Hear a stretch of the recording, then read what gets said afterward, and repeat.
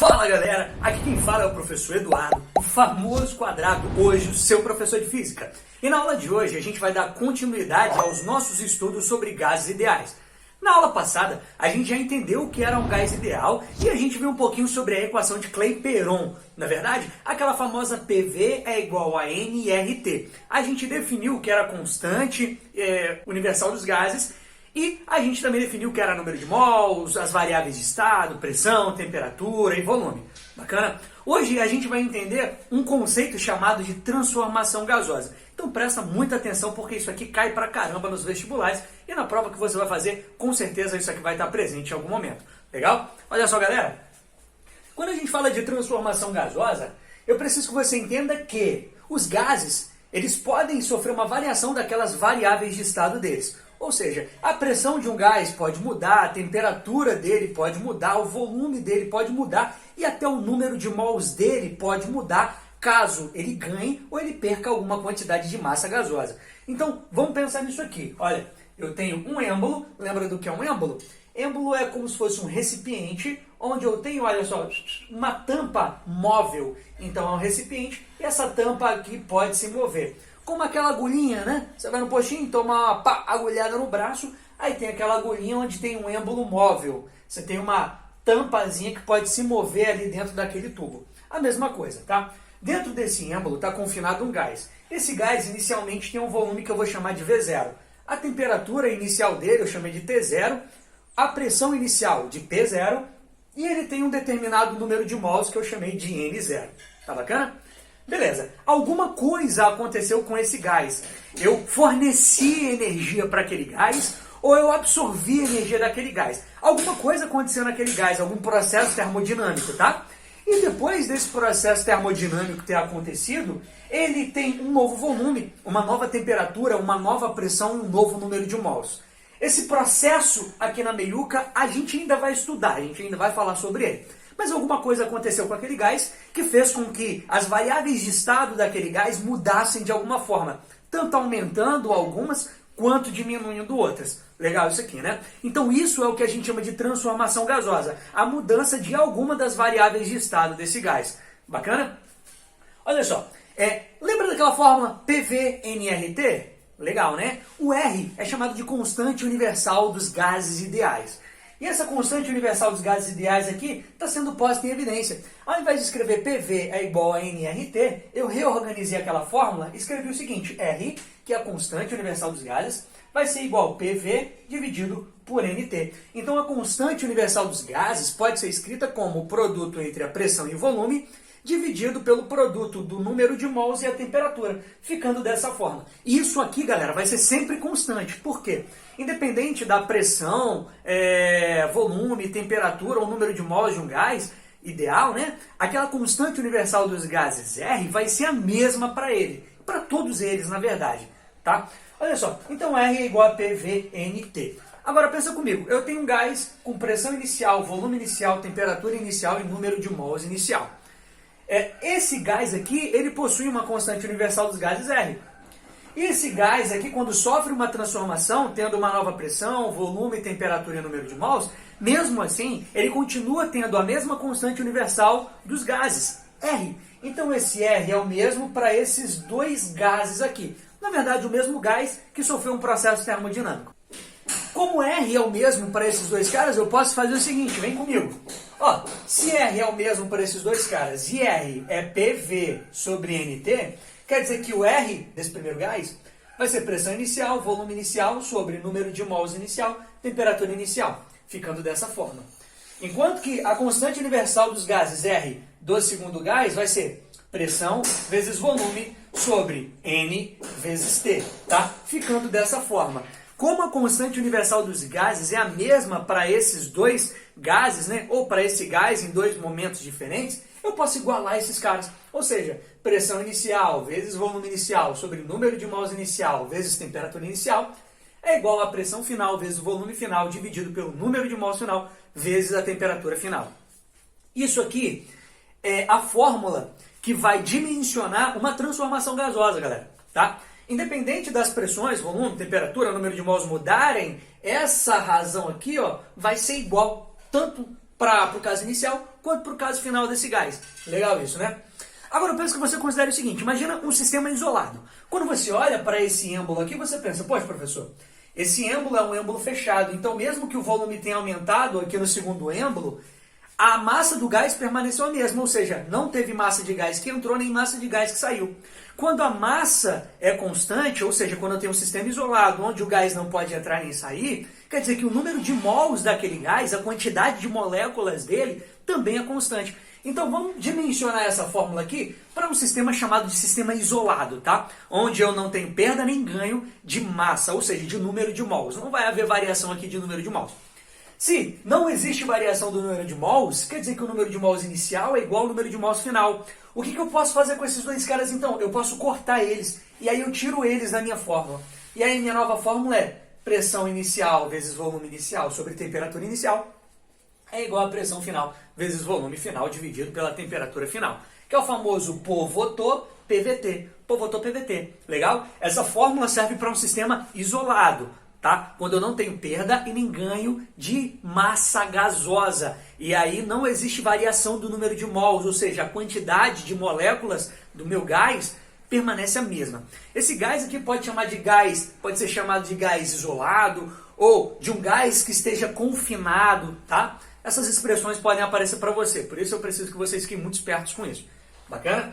Galera, essa formuleta em geral aqui é chamada de lei geral dos gases ideais. Então a lei geral dos gases ideais vai dimensionar as transformações gasosas, que são, relembrando, as mudanças das variáveis de estado daquele gás. Lembrando que a constante universal é igual, eu posso escrever qualquer transformação gasosa nessa forma aqui. Caso o sistema seja isolado, o gás esteja confinado, aí você pode escrever o famoso Povotot-PVT. Legal? Existem algumas transformações aqui que são transformações padrões, tá? Eu vou falar para você os tipos de transformação que podem aparecer quando a gente fala de transformações gasosas. Legal? Sai daí não, hein?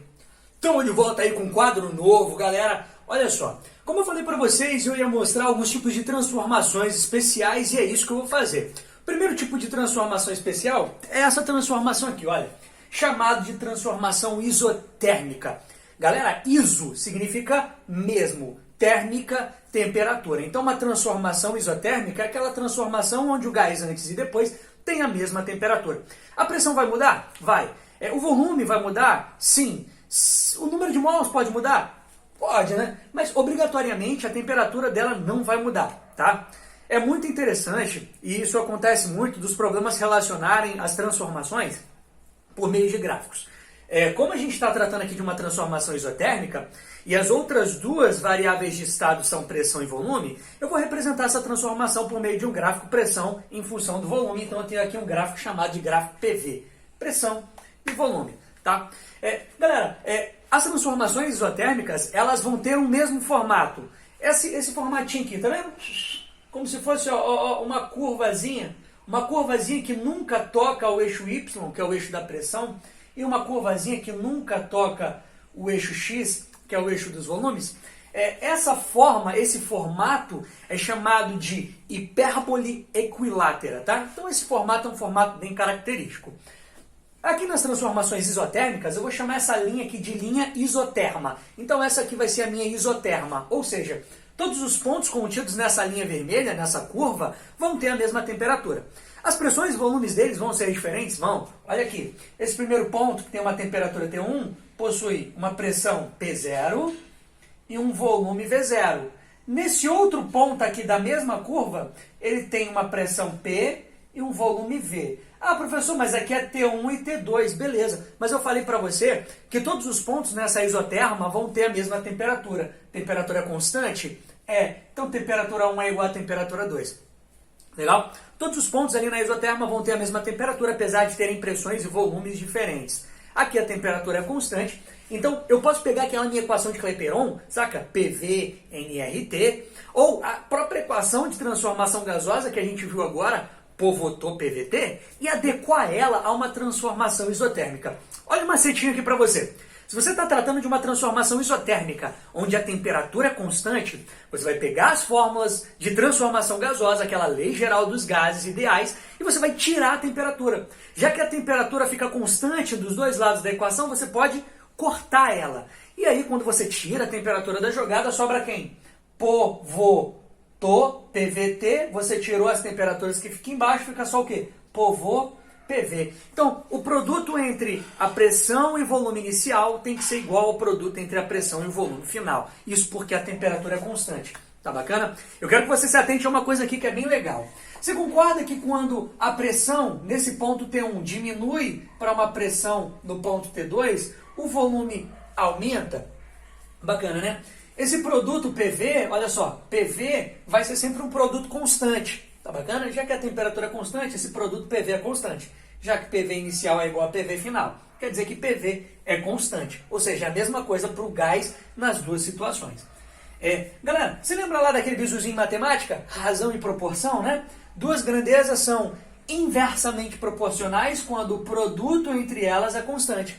Quando o produto entre duas grandezas for constante, quer dizer que elas são inversamente proporcionais. Ou seja, quando uma diminui, no caso a pressão, a outra aumenta, no caso o volume. Então, numa transformação isotérmica, pressão e volume são inversamente proporcionais? São.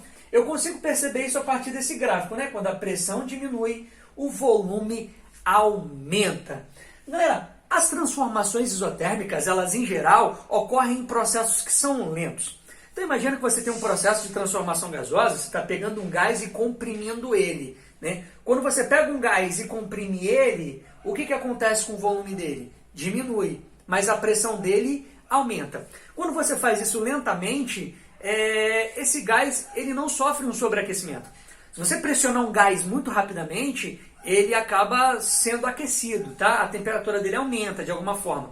Você já deve perceber isso, por exemplo, quando você já tentou encher um pneu de bicicleta com aquelas bombas manuais, e você vai pressionando aquela bomba bem rápido e você percebe que a bomba acaba sofrendo um aquecimento.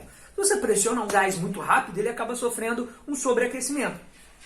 Se esse processo é lento, é demorado, a temperatura dele não varia tanto, tá? E a gente pode até considerar essa temperatura constante.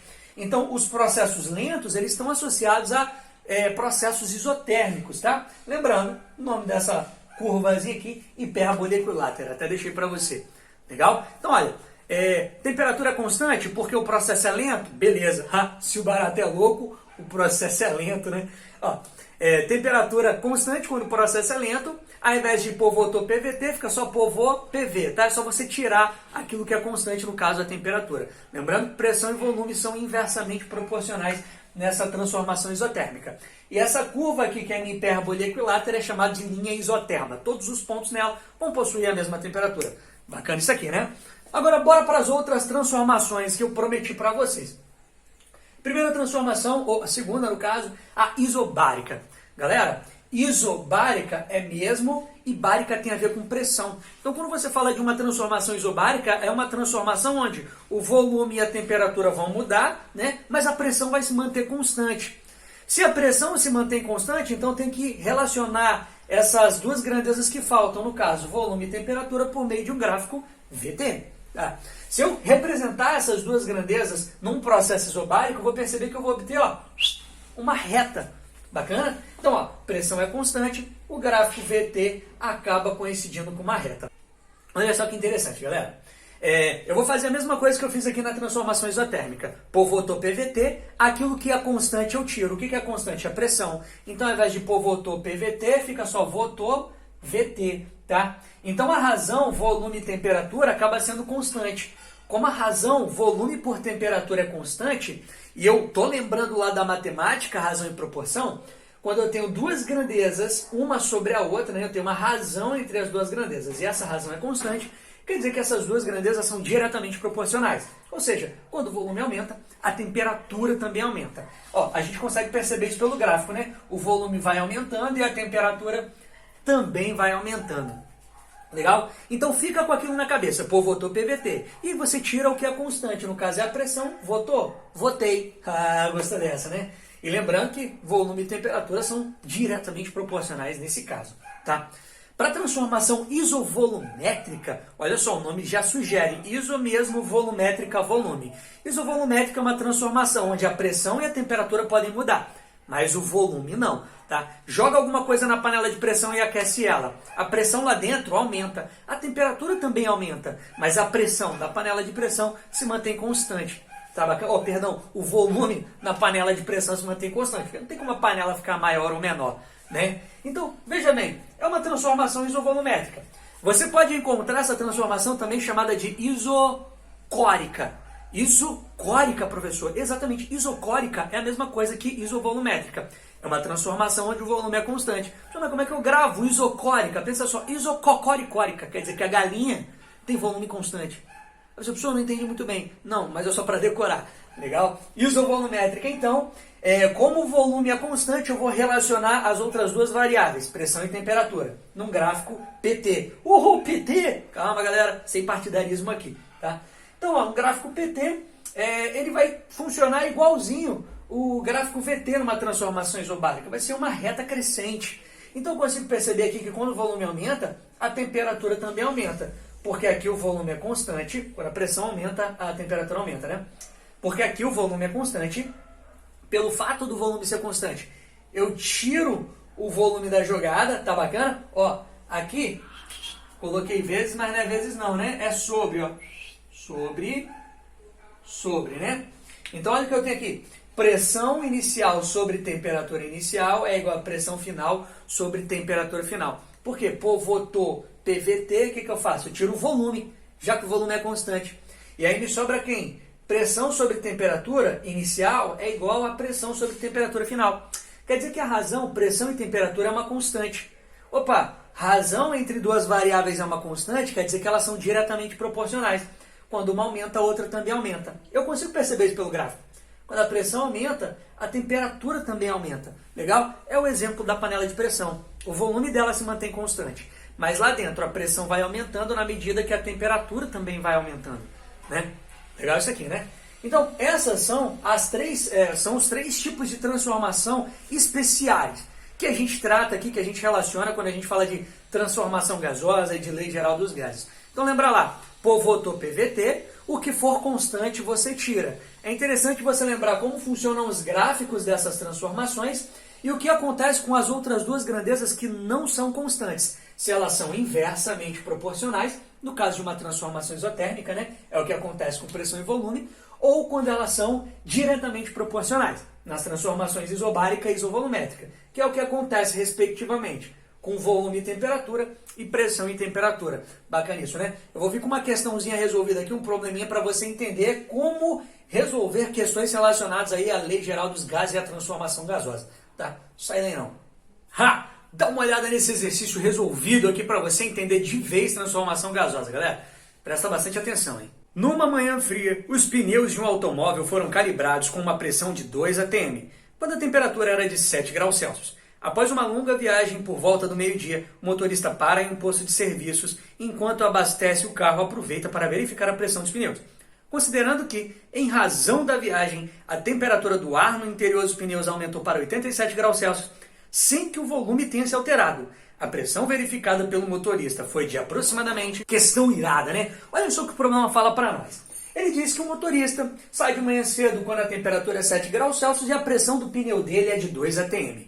Aí, ao meio-dia, ele para de novo, verifica que a temperatura do pneu dele é de 87 graus Celsius. E ele vai lá dar uma aferida na pressão, né? A gente não sabe que pressão é essa. Mas o pneu do carro se manteve com volume constante. Então o gás que está lá dentro do pneu, no caso o ar, ele é um gás que sofreu uma variação de temperatura, por consequência uma variação da pressão, e a gente sabe que é uma transformação isotérmica NAI. Isso aqui é uma transformação isovolumétrica. Isotérmica não vem me derrubar não, brother. Isovolumétrica, tá bacana? Porque aqui o volume é constante, né? É um pneu ali, o pneu não sofreu uma variação de volume muito considerável, muito expressiva, e aí o volume é constante. Bacana? Votou PVT. A gente sabe aqui que o volume é constante, então a gente tira o volume da jogada. PT. Olha aqui, ó, PT, tá? Tirei aqui o volume da jogada, botou PT, a pressão inicial é 2 atm e a temperatura inicial é 7 graus Celsius. Mas por que eu precisei somar com 273 aqui? Cara, olha só que interessante, a pressão você pode usar em qualquer unidade, tá? O volume também, não tem problema. Agora, a temperatura na transformação gasosa obrigatoriamente tem que vir em Kelvin. Então, olha só que interessante, a temperatura tem que obrigatoriamente estar em Kelvin. Não importa as unidades do volume ou as unidades da pressão. Não, mas a temperatura obrigatoriamente tem que estar em Kelvin. Depois, pressão final, que é o que eu quero descobrir, sobre 87 mais 273, porque eu tenho que transformar a temperatura de Celsius para Kelvin. E como é que eu faço isso? Somando 273. 7 mais 273 dá 280, 87 mais 273 dá 360. Resolvendo isso aqui, eu vou ter que P vai ser igual a 360, vezes 2, dividido por 280, que dá 2,6 atm. Viu que a pressão aqui está em atm? Não está no Sistema Internacional de Medidas, que é Pascal? Não tem problema. O volume pode vir em metros cúbicos ou pode aparecer em litros? Também não tem problema. Mas a gente já viu isso na aula passada, né? Que a temperatura obrigatoriamente tem que estar em Kelvin. Beleza? Então espero que você tenha entendido até aqui. Compartilhe esse vídeo aí com seus amigos que precisam e têm dificuldade em transformações gasosas. Até a nossa próxima aula, galera.